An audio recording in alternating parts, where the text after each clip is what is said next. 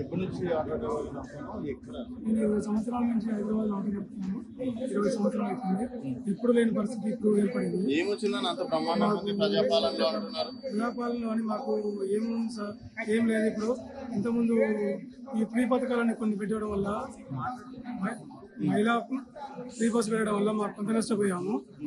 మళ్ళీ ఈ మహిళలది free bus పెట్టాడు కదా, దానివల్ల కొంత నష్టపోయాము మేము. సంవత్సరానికి 12,000 రూపాయలు ఇస్తున్నారు, అవి కూడా ఇస్తలేదు గవర్నమెంట్.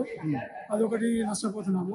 సంక్షేమ బోర్డు ఏర్పాటు చేస్తున్నారు, అది కూడా ఇంతవరకు ఎలాంటిది లేదు ఆటో డ్రైవర్లు. దీనివల్ల మేము ఆటో డ్రైవర్లు చాలా మంది నష్టపోతున్నారు. ఇప్పుడు ఎందుకు బయటకు వచ్చినట్టు? ఇప్పుడు ఎందుకు వచ్చామంటే ఒక 60 మంది దగ్గర వెళ్తలేదండి. ఇంతకుముందు బాగానే ఎంతో కష్టపడి సంపాదించుకునే వాళ్ళు, ఇప్పుడు దగ్గర ఒక 60-70 మంది ఆత్మహత్యలు చేసుకున్నారు. వెళ్తలేదు. ఎక్కడానికి వెళ్ళినప్పుడు ఏం చేస్తారు? ఆత్మహత్యలు చేసుకున్నారు.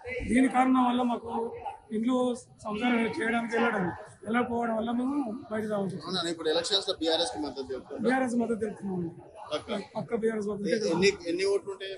ఎన్ని ఫ్యామిలీస్ ఉంటాయి ఆటో డ్రైవర్లు? హైదరాబాద్ లో దగ్గర 4 లక్షల ఆటోలు ఉంటాయి సార్. హైదరాబాద్ జూబ్లీహిల్స్ లో దగ్గర 50,000 ఆటోలు ఉంటాయండి. 50,000 ఆటోలు ఉంటాయి. మీతో పాటు మీ ఫ్యామిలీ వేయించిన ఇద్దరు వేసినా కూడా 1,00,000 ఓట్లు పడతాయండి. అంత పవర్ చూపిస్తుంది ఉన్నదండి.